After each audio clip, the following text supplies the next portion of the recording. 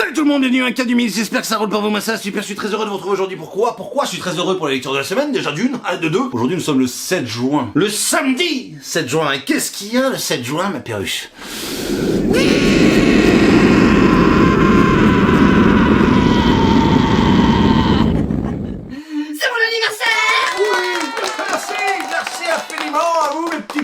Donc déjà, me doute que vous avez commenté, liké, partagé immédiatement avant même d'avoir vu la vidéo, hein, parce que ça fait avancer le bousin. Et mine de rien, on va créer de cette vidéo une petite boule de positivité, mon pote. J'ai 36 ans aujourd'hui, alors j'espère que c'est toujours un petit côté superstitieux. Non, je veux pas avancer ton anniversaire.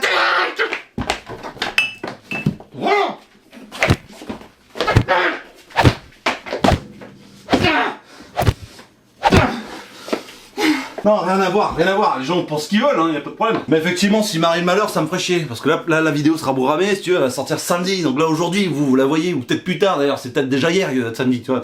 Et effectivement, ça porte un peu malheur d'annoncer ça, de le fêter un peu en avance, mais j'ai bon espoir, hein, ça fait quand même, c'est dans 6 jours, j'espère que dans 6 jours, je serai encore là, simplement, voilà. Je suis arrivé comme ça.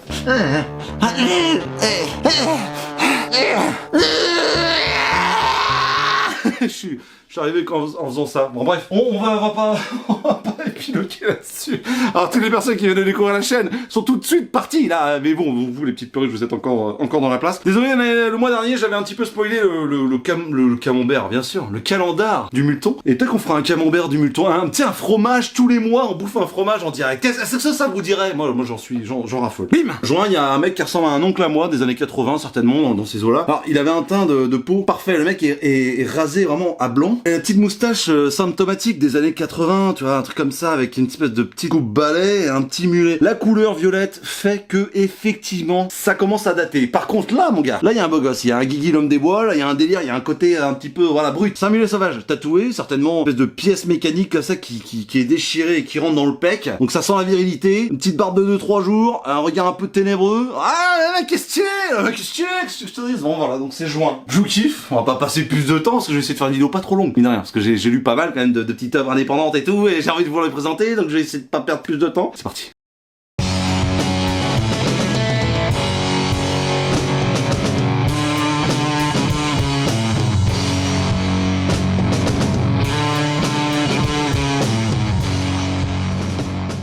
Et on commence immédiatement. Oh la vache, beau gosse. Mon front là, regardez ça, je perds de l'huile tellement je sointe. Là, j'ai laissé la fenêtre ouverte pour tout vous dire. Et il a fait du soleil pendant 3 jours. Il fait 1500 degrés minimum, donc évidemment, je suis en train de crever. Et désolé, ma casquette a failli finir dans le décor, tout simplement. Alors je vais vous parler d'une œuvre.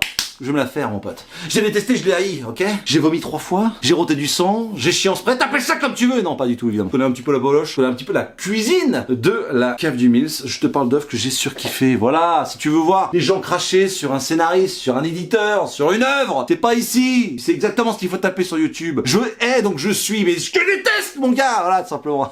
Petit message personnel. Rock Trooper! Les Vallées d'Albion, mon petit pote Rock Trooper, sorti chez Delirium pour 20 balles le 7 mai 2025. Ça fait 104 pages. 20 balles, franchement, l'édition est incroyable. Je vous le dis, toujours un vrai travail soigné. Chez Delirium, c'est scénarisé par mon gars sûr, Garcenis, tout simplement. Écoutez, on est vraiment sur un sujet science-fictif, mais on parle de la guerre, et c'est ce qui va nous intéresser grâce à Garcenis, espèce de boss absolu. Et c'est magnifiquement dessiné par Patrick Godard en noir et blanc. Voilà, noir et blanc. Alors, c'est de chez 2000 ID, hein, avec son copain Judge Dredd, évidemment. Un personnage qui était encore inconnu et inédit en France, qui sort là pour la première fois avec un récit complet. Une œuvre que j'ai beaucoup aimé. Voilà, beaucoup aimé.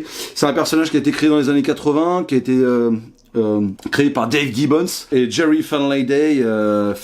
Deux personnes qui ont créé ce personnage qui est un super soldat, on va dire, avec la peau bleue, qui vient d'une planète qui s'appelle New Earth, où il y a les North et les mecs du Sud, en fait, qui se battent l'un contre l'autre depuis des années. Ils savent même plus pourquoi ils se battent, tellement ça fait longtemps qu'ils se battent, mais ils sont nés pour ça. Lui a été trafiqué, parce que sur New Earth, le monde est toxique. Il y a des bombes nucléaires dans tous les sens, tout est irradié, et du coup il a été modifié. Et c'est l'un des derniers de cette espèce de section spécifique. Tous ses collègues sont tombés au combat, et du coup, bah, lui il peut respirer et vivre dans ce monde qui est complètement toxique. Il va y avoir un problème spatio-temporel quelque part, hein, et puis il va se retrouver en pleine guerre 14-18. Donc les Anglais qu'il va croiser en 14-18, les soldats, il va tout simplement, il va faire la rencontre de ce mec tout bleu, trop chelou, qui porte pas de masque, qui a pas besoin pour le gaz moutarde et compagnie, et il va s'en suivre une espèce de différence entre les gens qui souhaitent absolument que cette première guerre qui a débuté de façon saugrenue et qui a fait énormément de guerre et qui est une vraie boucherie, bah, s'arrête pour que eux ils puissent retourner à leur vie de tous les jours, et ce Rogue Troopers là qui bah lui a été modifié génétiquement et qui ne vit que pour la guerre quelque part. C'est cette vraie différence là que Garcinis va mettre au point et va nous exposer dans ce récit qui est presque poétique. Il y a beaucoup de personnages qui sont bien caractérisés et je trouve ça presque poétique, la façon dont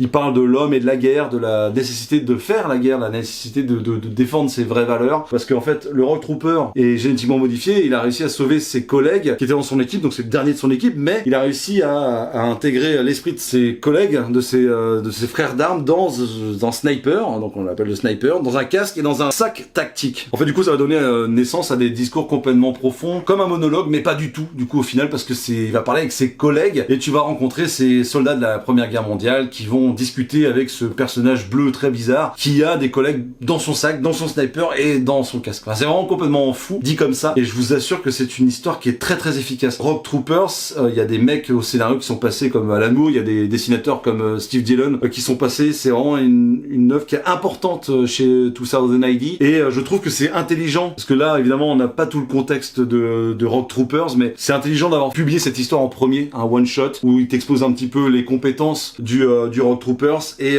puis bah évidemment les enjeux par rapport à la guerre. C'est très très intéressant, j'espère qu'on aura les débuts de ce personnage et j'espère que ça va cartonner. Je sais qu'il y a une variante qui a été choisie avec Comics Shops Assemble, qui est limitée à 260 exemplaires, et moi j'aime beaucoup cette cover. Je sais qu'ils en ont présenté une autre qui est tout aussi belle, donc allez soutenir vos libraires évidemment. C'est un personnage que j'ai beaucoup aimé. Garcenis, on n'est pas sur du The Boys, on n'est pas sur du Preacher, on est sur des récits de guerre comme il sait faire, voilà, tout simplement. Et réussir à ramener ça un petit peu de façon un petit peu cohérente dans la façon de réagir, dans les enjeux qui se jouent, dans l'horreur de la guerre, c'est vraiment du Garcenis tout craché, et c'est une des facettes de Garcenis que j'aime beaucoup. Que j'aime quand évidemment il est révérencieux, on va jamais le redire suffisamment, mais c'est vrai que Garcenis c'est l'outrance, hein, c'est outrancier, il y a un côté vraiment de je mets le doigt dans le truc le plus crasseux que je puis dire et puis je vais laisser des traces partout, c'est un peu le délire. Et bah là c'est un peu le cas, mais juste en prenant de l'humanité, en l'intégrant dans des personnages et en les caractérisant de la plus belle des manières. J'ai trouvé ça génial, j'ai trouvé ça poétique, voilà, j'ai trouvé ça poétique, les discours vraiment, c'est assez verbeux, et ce mélange de Première Guerre mondiale qui est quand même une histoire complètement atroce par rapport au meurtre d'un mec à Sarajevo et compagnie, bref, et de voir ces vaisseaux qui sont proches de ce espèce de complexe temporel un peu chelou, de trou noir, tu sais pas trop ce qui se passe, mais tu évidemment tu le découvres à la fin, et j'ai beaucoup aimé parce que ça monte en crescendo, ils arrivent à se découvrir, évidemment qu'ils sont méfiants au début entre le Rogue Trooper et les soldats, et petit à petit tu vas te rendre compte que dans les bonnes histoires de guerre il y a des caractères différents, il y a le mec un petit peu nerd, il y a le gars un petit peu sûr de lui, le gars qui est obtus, le gars qui est ouvert, le gars qui a peur, et évidemment il y aura des discussions incroyables avec et l'équipement du Rogue Trooper et le Rogue Trooper, et la fin, il y a un enjeu qui est assez massif, et j'ai trouvé ça très très beau. Le dessin, il est merveilleux, moi je suis pas un grand fan de noir et blanc, mais là franchement chapeau, c'est à couper le souffle quoi. Le travail d'ombrage, alors c'est en noir et blanc avec des nuances de gris, mais qu'est-ce que c'est beau, il y a même pas besoin de couleur, je vous le dis tout de suite, il y a pas besoin de couleur. Mais une capacité à amener du détail dans le décor alors que tout est désert, hein, on est dans le No Man's Land, et ça c'est franchement un truc de ouf quoi. Donc voilà, c'est un travail sur l'origine de la guerre, sur la méchanceté humaine, sur le rapport à la mort, sur l'équivalence de la vie par rapport à plein de choses, et j'ai trouvé ça très très beau, voilà, très très beau, et ouais, Rogue Trooper chez Delirium, les vallées d'Albion, c'est bordel, qu'est-ce que c'est cool. C'est pas vrai putain. Ah, vous êtes là, excusez-moi. Laissez-moi vous raconter l'histoire de cette deuxième bande dessinée, ou devrais-je dire, ce deuxième comic book. J'habite dans une petite ville à la campagne, non loin d'une ville qui se prénomme Ancenis. J'ai la chance que dans cette ville, des gens se bougent un petit peu le fion quand même pour proposer une activité culturelle comme un salon de la bande dessinée. Je suis joie. Mais que vois-je? Un éditeur dont j'apprécie le travail. Oh, incroyable! Allô, Michael Jérôme, comment vas-tu? Bon écoute, ça va super. Est-ce qu'on pourrait se voir peut-être à l'occasion? Pas de problème, tu viens au salon? Oui, mais je voyais quelque chose d'un petit peu plus intime. Est-ce que ça te dirait de venir à la maison avec 2-3 de tes artistes? Avec plaisir. Joie, il arrive en bagnole. Trop peur, le mec qui débarque.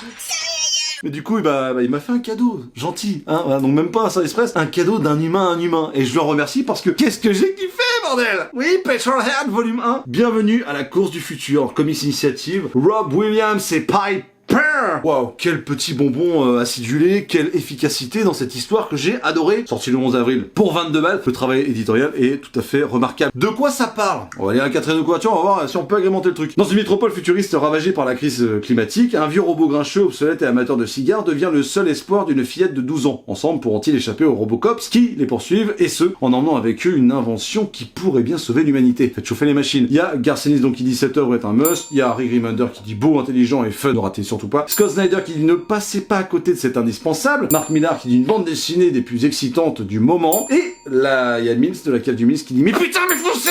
C'est une tuerie. Je pense que c'est l'une de mes meilleures lectures du mois. Je vais pas vous mentir. J'ai passé un excellent moment. Mais alors, laisse tomber. Alors, le scénario de Rob Williams, c'est une tuerie. Et les dessins de Pi Pear, c'est de la dinguerie. On va donc suivre ce gros robot là, qui est un obsolète. On appelle ça un des obsolètes. C'est un robot qui fume encore, tu vois, du pot d'échappement. Qui est un robot qui est là pour la ride. Les grosses bagnoles, les grosses cylindrées. Et puis vas-y, profite de la life, mon pote. Il est pas tout seul parce qu'il y a un pote à lui qui est juste là, un oiseau. Au début, tu te dis, oh, il y a un oiseau sur son dos, c'est trop stylé. En fait, cet oiseau est un oiseau robot qui est moi je me suis pas pisser dessus parce que ce serait un peu dommage, t'es dans mon pieu et c'est vrai que c'est un peu dommage de se pisser dessus quand tu rigoles parce que du coup tu pisses dans ton lit, hein, clairement. non mais je me suis bien marré, vraiment bien marré. Il y a un humour qui est constant dans ce premier tome. J'ai hâte à la suite parce que la fin est complètement folle. Donc tu as su ces deux robots là qui vont croiser évidemment Lupa, cette petite fille de 12 ans et son père qui est chercheur et qui a trouvé quelque chose. À force de chercher tu trouves normalement, et au final il a trouvé quelque chose qui va poser peut-être problème par rapport à cet administrateur qui est omnipotent, omniprésent, omniscient, qui est juste ici, qui fait flipper, qui est clairement une grosse intelligence artificielle qui est soutenue par des humains transhumanistes par rapport à la vision à Louis, à l'odorat et compagnie. Et tu sens que le monde est en train de passer dans le côté très technologique et qu'effectivement il y a une différence entre la vieille garde, comme je disais tout à l'heure, très à l'ancienne, des vieilles bagnoles, tu vois, avec des moteurs thermiques, et le côté très électronique, IA et compagnie, et effectivement ultra sécurisé. Il y a vraiment ce côté, le monde est ultra surveillé, tout est pesé, tout est filtré, tout est calculé, enregistré. Il y a vraiment un côté qui est horrible là-dedans, et en fait voilà, c'est un peu post-apocalyptique. D'ailleurs c'est un peu le délire parce que celle d'avant, celle de maintenant et celle d'après c'est du post-apo clairement. Et là on est, tu vois, dans l'ozone, c'est l'une des 6 cités dômes contenant ce qu'il reste de l'humanité. Donc il y a l'ozone et il y a la smoke zone. Ce robot là qui est un peu grincheux et tout va découvrir dans son atelier cette petite fille et son père qui est en piteux état, et du coup elle va lui demander de l'aide au robot, sauf que le robot il en a rien à branler. Il lui dit rien à foutre sœur, tu te démerdes. Sauf que c'est pas très sympa parce qu'elle a 12 ans et son père est en piteux état, sauf que malheureusement la sécurité va leur tomber dessus et il va pas avoir d'autre choix que de prendre sa grosse bagnole et de se barrer, mon pote. Voilà, et je t'en dis pas beaucoup plus. Évidemment, c'est tout l'idée du good cop, bad cop.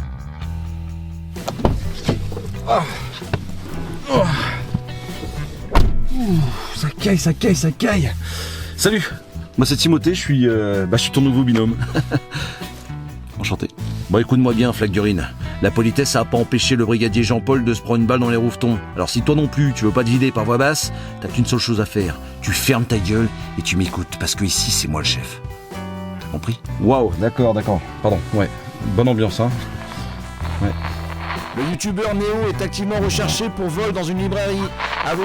Sinon, je voulais savoir pour les tickets restaurants comment ça se passe, parce que moi j'ai demandé à la compta. Oh, mais tu vas pas la fermer? Tu vois pas qu'on est en filature là? J'ai rien dit.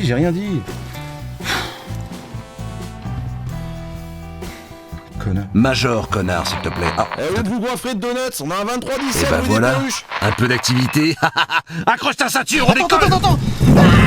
On n'avait rien pour s'entendre parfaitement au début, mais il y a des amitiés qui se créent entre l'oiseau robot et la petite fille, et le père. Est-ce qu'on va réussir à mettre le daron à l'abri? Comment cette espèce d'enculé de robot là va réussir à les choper? Qu'est-ce qu'il va manigancer pour essayer de débuter? Tu te rends compte que dans la famille de Lupa, de la petite fille, et du père, la mère elle est absente. Pourquoi? Qu'est-ce qui s'est passé? Clairement, quand t'as des enfants, évidemment quand t'es père en plus, parce que je suis un garçon et le mec il a une fille, tu vois, et clairement, mais putain ça m'a touché en plein cœur, c'était trop bien foutu, et les dessins, la vache, qu'est-ce que c'est généreux, qu'est-ce que c'est beau, regardez-moi l'émotion qu'il y a dans les yeux. Au début je me suis dit putain, il y a des problèmes de proportionnalité par rapport aux yeux, quoi, parce que les yeux sont disproportionnés par rapport au visage, et on s'en fout, qu'est-ce que ça marche bien. En plus la petite Lupa elle a des grandes lunettes triple foyer, tu vois, des culs de bouteille, et franchement ça agrandit ses yeux, elle a des énormes billes, et du coup elle voit le monde avec son regard un petit peu candide, mais pas pas tant que ça, tu vois. Ça en fait un personnage très très fort et ça marche vraiment très bien. Et ces deux personnages sont solaires, voilà. Contrairement à, ouais, vous voyez, espèce de gros, de vieux taré là. Et en fait, il y a un côté qui est sympa, c'est-à-dire qu'on compare deux générations à chaque fois, c'est-à-dire les mecs de la smoke zone et les mecs de l'ozone, donc les mecs de la fumée et les mecs de la nouvelle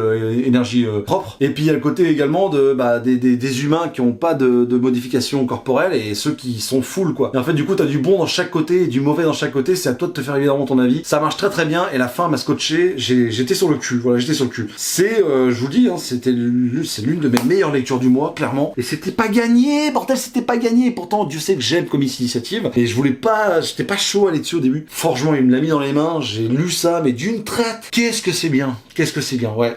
Petrolhead de chez Comics Initiative. Rob Williams, Piper. Bienvenue à la course du futur, premier tome. 22€, sorti 160 pages quand même, hein. Une petite pépite et j'ai adoré me fader ça dans le plumard, ma perruche. Merci. Je me suis mis des applaudissements parce que ça fait un petit moment que je suis pas venu, ça va vous? Moi c'est le monteur, enchanté. Elle est bonne quand même. Je vais me fader ça dans le plumard par rapport à l'oiseau robot de tout à l'heure là. Voilà.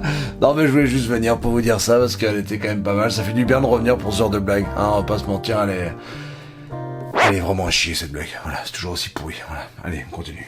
Pour cette troisième œuvre, je vais vous en parler, mais effectivement, ça peut diviser, hein, de par le dessin, de par l'histoire ou quoi que ce soit. Moi, typiquement, quand je l'ai lu, je savais pas si j'avais détesté, donc si j'avais tout simplement envie de chier dessus, ou si j'avais adoré, au point de lui faire des bisous. Ah, donc, et puis par rapport à l'histoire de ma vie et compagnie, et tout ce que ça a eu comme résonance par rapport à la fermeture de ce bouquin, effectivement, je me suis rendu compte que il fallait que je vous en parle, parce que c'est singulier, et c'est vraiment singulier du début à la fin. Déjà, c'est singulier parce que c'est sorti chez Ike Graphic, et ça coûte 24,95€. Alors, on compare pas ce qui est pas comparable, évidemment, mais tu vois, faut savoir que c'est un petit format pour pratiquement 25 balles. De toute façon, mettez 25 balles parce que 24,90, la barrière psychologique elle est passée. Hein. Ne pensez pas que quand on dit cette nouvelle voiture est à 24 999€. on se dit putain, moins de 25 000, c'est excellent, je vais l'acheter. Non, évidemment, c'est beaucoup trop cher. Arrêtez de nous prendre pour des cons. C'est pas donné, mais ça fait 176 pages. C'est un petit format. Sorti 30 avril. Bon, voilà. Hein. The New World de Alex Scott et de Tran Moore de chez iGraphic. Alors l'œuvre est très très belle. Par contre, la maquette, comme on dit, est très très belle. On est encore sur du post-apo. On est aux États-Unis. Il y a eu une autre guerre civile qui a fait exploser pas mal de bombes nucléaires, hein,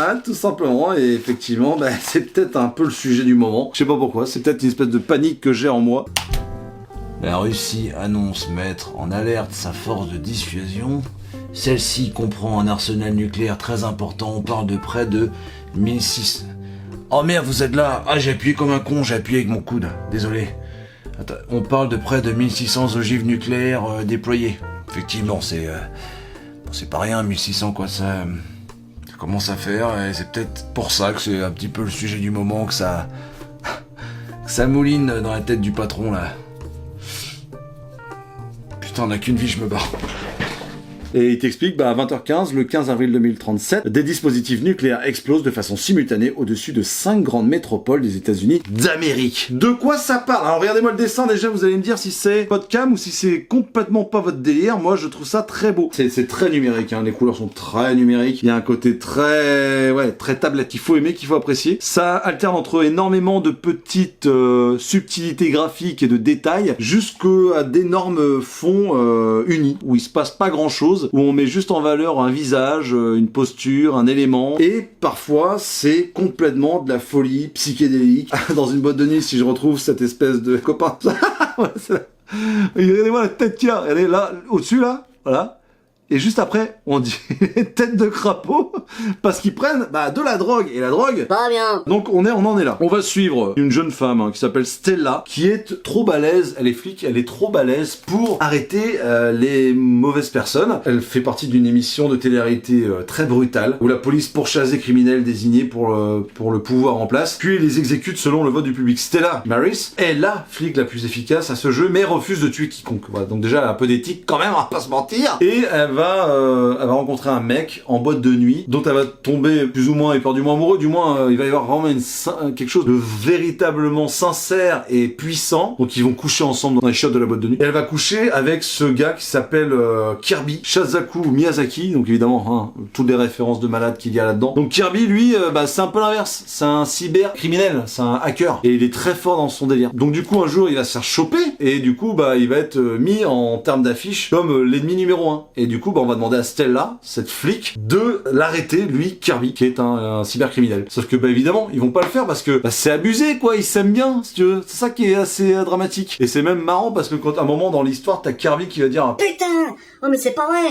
J'ai couché avec une flic! tu t'y attends pas, c'est très drôle, il y a une proposition qui est vraiment décalée. Et c'est pour ça que j'ai beaucoup aimé le scénario d'Alex Scott. Et le dessin de Tran Moore, il est très numérique, c'est vrai. C'est vrai qu'il est très numérique. Mais il y a des propositions qui sont à couper le souffle. Et je vous avoue que la fin, pour en avoir parlé avec plein de potes, a énormément divisé. Moi, je la trouve un tout petit peu peut-être trop ésotérique. Ouais. Trop tiré par les cheveux et en même temps, c'est rempli de poésie. Poésie futuriste. J'allais dire contemporaine, mais non. C'est même au-delà du contemporain parce que déjà, ça se passe dans un futur proche, mais ça reste un futur. J'ai vu ça comme une proposition positive de l'avenir par rapport aux États-Unis, donc par rapport au monde, on va pas se mentir. C'est une grosse critique de la société, vraiment énorme. Une très très grosse critique de la société, avec des personnages assez charismatiques, mais c'est vrai que c'est très souvent du what the fuck. Le père de Kirby, Miyazaki, est hyper touchant, beau gosse, classe, qui a pas peur, qui va jusqu'au bout pour sa famille. Tu sens qu'il y a énormément de vécu derrière ce personnage-là. Et puis il y a un chat à tomber par terre, les gars, il y a un chat. Je sais pas si vous en avez, si vous les aimez et compagnie. Moi, j'ai rien contre eux, je suis pas le plus grand fan du monde, mais effectivement, ce chat-là, il est immense. J'arrive pas à trouver une photo du chat, c'est quand même complètement dingue, putain. Il est où ce chat de malade, là? Il est immense, le chat, il est trop mignon.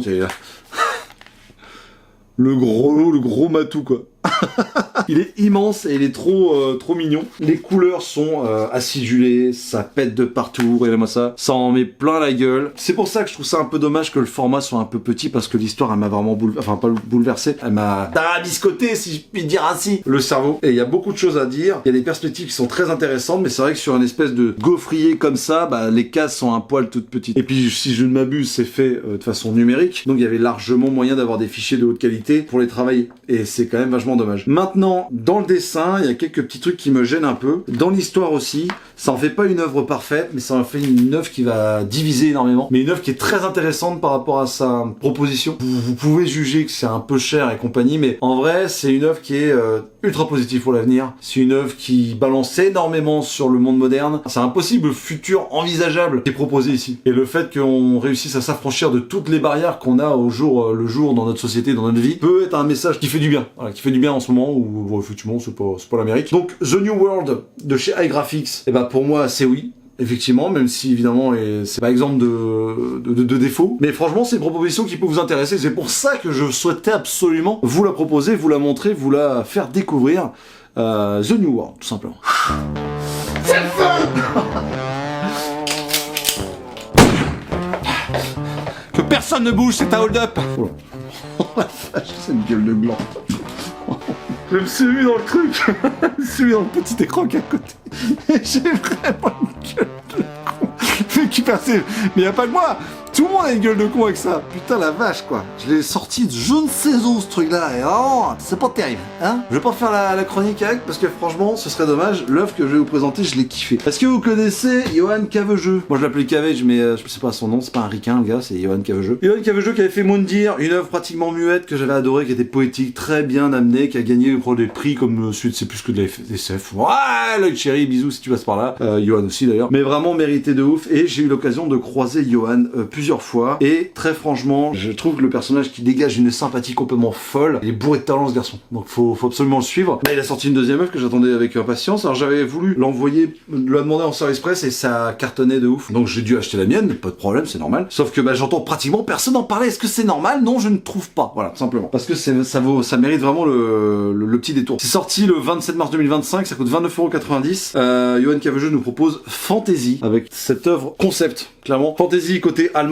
et Fantasy côté Yourcenar, voilà. De quoi ça parle? Côté Alma, on va suivre la princesse Alma du coup. Donc sa mère c'est la reine et sa mère sélectionne des gens pour aller faire la saignée des dieux. C'est-à-dire qu'il y a 500 ans les dieux ont fait un peu de la merde et vous allez apprendre pourquoi, comment et voilà. Du coup, il mandate quelqu'un pour l'envoyer à je sais plus combien de bornes à l'opposé de là où ils sont pour aller ramener un espèce d'artefact pour botter le cul des dieux quoi, tout simplement. Pour les punir de ce qu'ils ont fait il y a 500 ans, voilà. Là, effectivement, c'est sa fille qui a été sélectionnée, et donc du coup, on va suivre Alma, donc la princesse Alma, dans son périple, périple, dans sa quête de vengeance pour son peuple, tout simplement. Elle sera évidemment non, mais elle aura un cheval et elle sera épaulée par un enfant. Clairement, c'est un enfant. Et franchement, le parcours est incroyable. Ça marche vraiment très bien. Pour le coup, c'est pas une œuvre muette et bravo parce que les textes sont dingues. Toutes ces histoires de reliques divines, enfin vraiment, c'est très beau. Le rapport qu'il y a par rapport aux habitants et cette princesse-là. Donc, tu suis cette meuf Alma. Donc, elle est en quête de vengeance. Va croiser la vie, l'histoire, le parcours de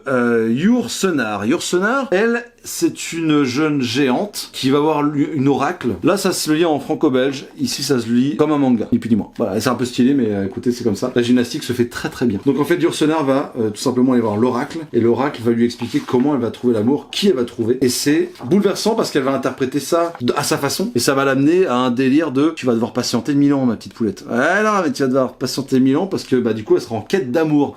Donc quête de vengeance pour Alma, quête d'amour pour Yur-Senar. Ça marche très très bien, c'est très efficace dans le dessin également, et c'est empli de nostalgie. Il y a une espèce de petit filtre, même quand ça va, ça sent quand même un peu le seum. Il y a un petit côté un petit peu mélancolique. Yur-Senar, elle a quand même une espèce de destinée qui est quand même si, c'est ça qui est un peu bizarre. Yur-Senar, sa destinée à elle, c'est l'amour. Et pourtant, son parcours va être jonché de peine, de tristesse, de raté. Et du côté de Alma, elle est en quête d'amour, mais de vengeance. C'est-à-dire qu'elle va chercher une vengeance, et elle va, pendant sa quête de vengeance, expliquer un petit peu la quête qu'elle a de l'amour par rapport à sa mère, par rapport au fait qu'elle veut la rendre fière, par rapport au fait qu'elle prend ça au sérieux. Et puis, il va y avoir une amitié qui va se lier avec la personne qui l'appuie, avec laquelle elle va arriver, ou pas, vous verrez évidemment, au but de sa quête, tout simplement. Donc, ces deux femmes, sont hyper bien écrites, quoi. Les dialogues, ça marche, ça va être jonché de bestioles, de périples et compagnie. Ils vont se croiser sur le chemin avec Yur-Senar, évidemment, aussi. Et franchement, le découpage est très stylé, c'est très efficace, ça va droit au but. Du coup, ça fait deux histoires de je ne sais pas combien de pages chacune, mais en tout cas, je crois que c'est 140 et quelques pages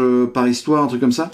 Est-ce que je vous montre le milieu? Bah oui, parce que il faut bien que vous compreniez le truc quand même. Là, t'as l'histoire franco-belge de Alma, et ça se termine ici. Et puis, l'autre côté, t'as le côté quête de l'amour en lecture un peu manga, et tu vas arriver au milieu. Si je te mets une page juste avant là et une page juste après ici, tu connais la fin de chaque histoire qui évidemment vont se croiser. C'est remarquable, bravo à Johan. Moi j'ai trouvé ça remarquable, hein. Clairement c'est une proposition éditoriale qui est pas courante, déjà d'une. L'histoire est bouleversante, c'est hyper bien dessiné, c'est très très beau, c'est de la fantasy clairement, hein. Et le fait de l'avoir appelé fantasy, ça marche en fait, ça marche, c'est tout ce qu'on veut de la fantasy, quoi. Moi j'ai commencé par Alma parce que je suis habitué à lire du franco-belge et du comics, donc forcément je lis de gauche à droite. J'ai commencé avec Alma, et quand j'ai vu la fin, j'étais sur le cul, j'étais oh là là, comment ça va se passer avec Yur-Senar, quoi. Donc ouais, très content de la proposition, bravo, et vraiment c'est Bubble Edition nous a sorti un bouquin de toute beauté. Alors c'est bien, c'est pratiquement 30 balles, hein, évidemment. C'est évidemment pas donné, mais ça les vaut l'argent. On est clairement sur un travail de fab qui est complètement fou. En plus, ils ont dû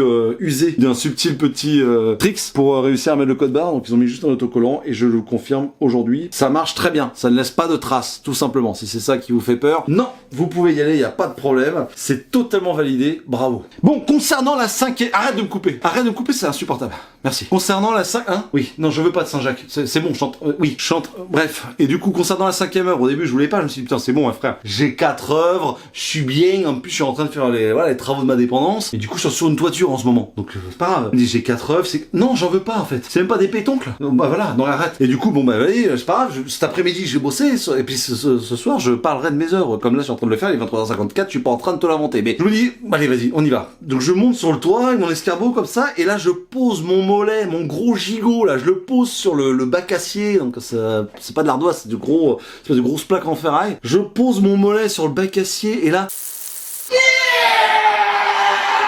Je crie, je suis en train de cuire en fait. Oui, je t'ai dit, il fait 1500 degrés au centimètre cube de sueur. Donc du coup, je me suis dit, attends, bordel, j'ai une grosse marque de la tasse. Ah, j'ai une grosse...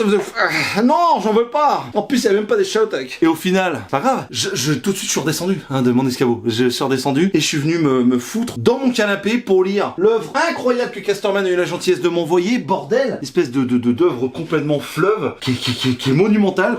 Combien de pages elle fait? Elle fait 360 pages. Si vous aimez Craig Thompson dans la forme, hein, tout simplement, et même par rapport à ce que ça raconte, vous allez kiffer. Ça parle d'un sujet assez qui me tient énormément à cœur cœur, peut-être que voilà, du fait que de la relation que j'ai eue avec mon père et de la relation que j'ai avec mon fils, mes enfants en général. Bah, ça, t'as compris, ça a parlé du papounet. C'est une œuvre que j'ai beaucoup aimée. Je remercie Casterman de me l'avoir envoyé parce que vraiment ça m'a touché en plein cœur et j'ai pu passer une après-midi. Alors il faut au moins une après-midi pour lire ça, hein, vraiment une après-midi complète pratiquement. On va dire 3 heures, on va dire. J'ai kiffé. Voilà, un père de Jean-Louis Tripp. Casterman. Alors c'est le mec qui a fait le magasin général que j'ai lu il y a très longtemps et il a fait Extase et Le Petit Frère. Alors Extase, ça doit certainement parler de sexe par rapport à ce que j'ai lu là-dedans, parce qu'il y a des petits clins d'œil. Et Le Petit Frère, je crois que c'est par rapport au décès d'un frère. Donc effectivement, c'est très personnel comme œuvre. Là, bah, ça va parler du pathos, quoi. Donc Jean-Louis Tripp que je redécouvre en fait, hein, parce que c'est vrai que bah, magasin général. Maintenant, j'ai aussi eu le clin d'œil là-dedans. Je sais à peu près, je sais d'où ça vient, mais effectivement, j'étais jamais revenu. Et en plus, il a eu la gentillesse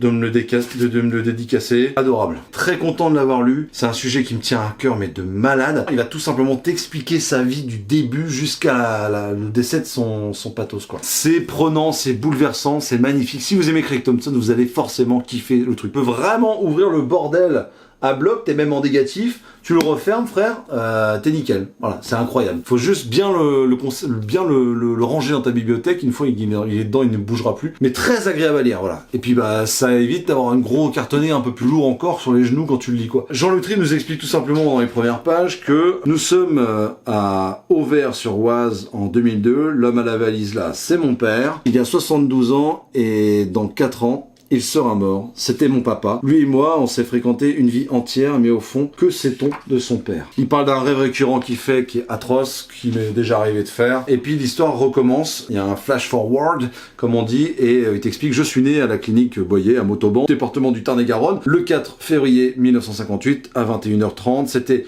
moins de 13 ans après Hiroshima. C'était les 30 Glorieuses, c'était la guerre d'Algérie, la 5e République, Cuba, etc. en révolution, et compagnie. Il y avait Dwight, qui était président des États-Unis, et Mao qui entraînait la Chine dans le grand bond en avant. Évidemment, on va parler de la Russie parce qu'on va comprendre que son père est un activiste communiste et qu'il a des valeurs très marquées et qu'effectivement va se poser l'histoire, la question de ce père. Alors le premier cinquième de l'histoire, on va tout simplement suivre la vie de Jean-Louis Tripp, enfin la vie d'un enfant en fait, tout simplement, quoi, qui a grandi avec 2 parents qui sont profs. Ça va te parler des petits problèmes qu'il a eu et des fugues qu'il a fait et des délires et des problèmes qu'il a eu. Enfin c'est un truc de malade. Il a une vie de malade. Les attentes qu'il avait à Noël par rapport à un vélo. Il va t'apprendre énormément de choses. Et puis après il y aura tous ces moments de petite douceur quand il était fils unique, avant que ses autres frères et sœurs débarquent. En fait, il était fils unique. C'est comme moi, je suis le premier. Bah, il y a eu 3 ans où j'avais mes parents pour moi tout seul. Et bah, lui, c'est un peu plus long. Et t'explique qu'effectivement, à ce moment-là, il a beaucoup de souvenirs de son père, contrairement à son frère. Parce que, bah,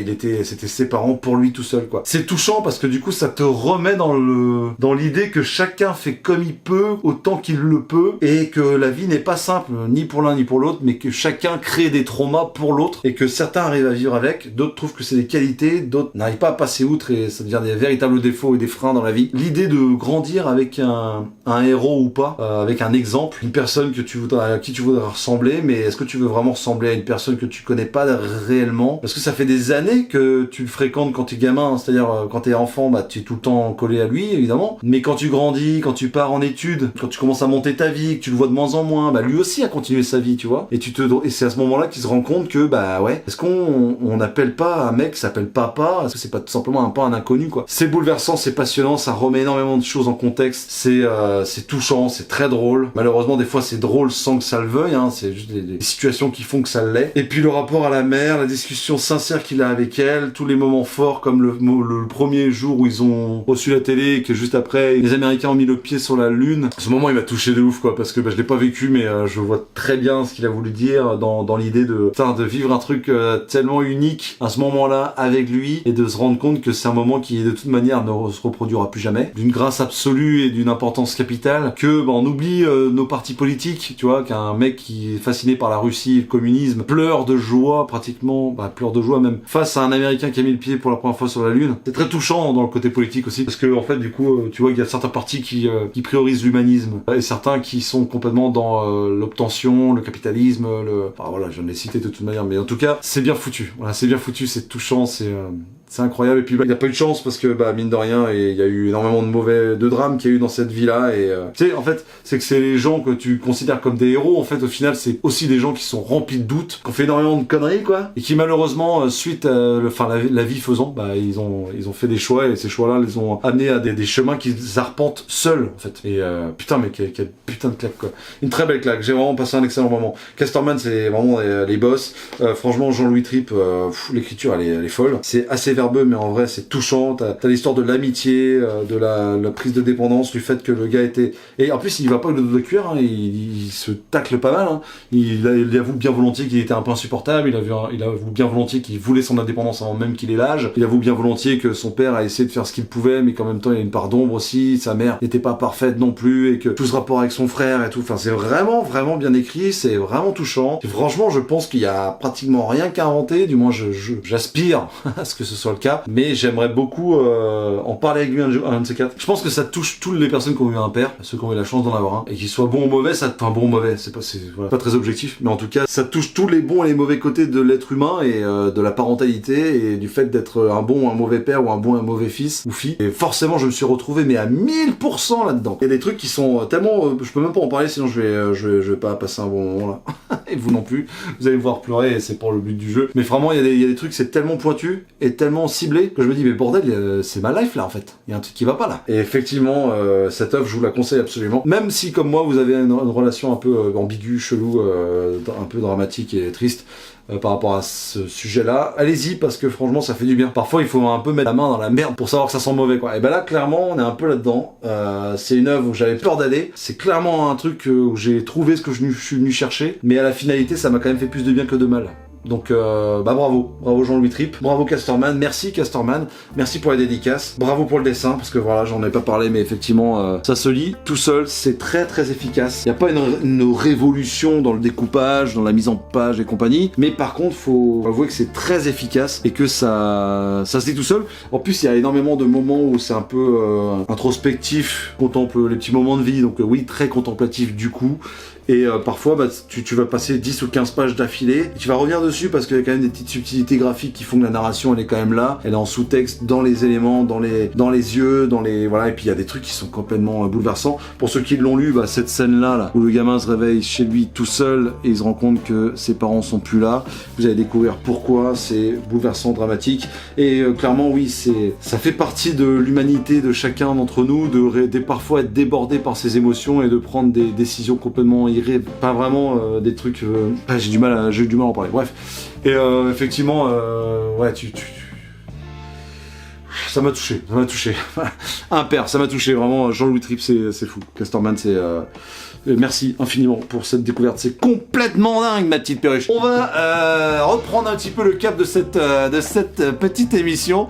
Donc évidemment vous l'aurez compris, un père de Jean-Louis Tripp chez Casterman, c'est de la putain de dinguerie, donc faut absolument que vous fonciez pour lire ça. Ça me met une énorme tarte et je pense que je suis pas le seul être humain doté de sentiments, donc je fais confiance. Fantasy de Johan Cavage. Putain pas encore ça revient quoi. Johan Cavege. KVG, putain, désolé frère, Johan, bravo, félicitations. Fantasy, Alma ou alors Yourcenar, incroyable, même moi qui suis pas un habitué de la lecture manga de droite à gauche, et franchement j'ai pas été perdu. Il y a une espèce de lisibilité dans les, tu vois, dans le fait de faire un Z avec la lecture et compagnie, c'est assez travaillé, il y a vraiment un truc qui est, voilà, même pour les novices comme moi, franchement ça marche très bien. Bon voilà, l'œuvre la plus controversée on va dire, The New World de chez iGraphics, pour le prix, pour le format et compagnie, plein de gens en ont parlé, mais je vous assure que la proposition est quand même assez alléchante et j'ai passé un excellent moment, même si la fin, c'est la drogue, hein, c'est un peu la drogue. C'est ça qui est assez marrant. Là c'est le petit coup de cœur, voilà, c'est la marche en avant, c'est Petrolheads de Comics Initiative avec une fab toujours incroyablement maîtrisée, une histoire terriblement, et c'est pas moi qui le dis, c'est les dizaines d'artistes complètement fous qui t'expliquent qu'il faut absolument que tu lises ça. Petrolhead de Rob Williams et de Piper, c'est fou. J'ai hâte au tome 2. Bravo Comics Initiative pour déboucher des petites histoires comme ça, mais c'est des petites. Des grandes histoires comme ça, c'est quand même assez culotté. Et puis si vous aimez 2000 AD, enfin ça y est, voilà, il est là, le Rock Troopers, il est présent, surtout que là, cette première histoire de Garcenis, vraiment, t'as mis une énorme claque dans la tronche parce que bah qui de meilleur que Girls pour parler de la guerre et des hommes à la guerre. Il y a peut-être un petit peu ce côté sympathisant de la guerre qui pourrait déplaire à certaines personnes parce que mine de rien c'est réussir à mettre quand même en avant le côté un peu brut, animal de l'homme qui prend un pied quand même assez monstre à faire la guerre. Il y a un petit peu de ça, mais il y a vraiment et surtout des hommes qui ont souffert et qui attendent la fin de tout ça, et effectivement mettre ça en parallèle avec le Rock Troopers qui lui de toute manière en a rien à foutre et vit que pour ça et est taillé pour ça. Bah ouais, il y a vraiment une espèce de dichotomie qui marche très très bien et j'ai passé un excellent moment. Bravo Delirium, franchement c'est des boss. Voilà ma petite perruche, si t'as kiffé là, lâche un like, bah et abonne-toi, hein, clairement, merci d'être resté jusqu'au bout. C'est mon anniversaire et je vous en remercie, je suis très content d'avoir passé avec vous, voilà, tout simplement. C'est bizarre de dire ça, mais je suis très content. La chaîne YouTube se porte à merveille, bordel, ça fait trop plaisir, vous êtes hyper réactifs dans les commentaires, vous partagez, vous likez sans modération, vous... Enfin vraiment, vous assurez, je vous kiffe de ouf. Si les œuvres qui sont là vous ont plu ou pas, bah dites-le moi dans les commentaires. Évidemment, je suis libre à toute proposition, pour toute discussion. Là, j'ai pris un peu de temps perdu un peu de temps dans les commentaires précédents, mais vous inquiétez pas, je vais me rattraper.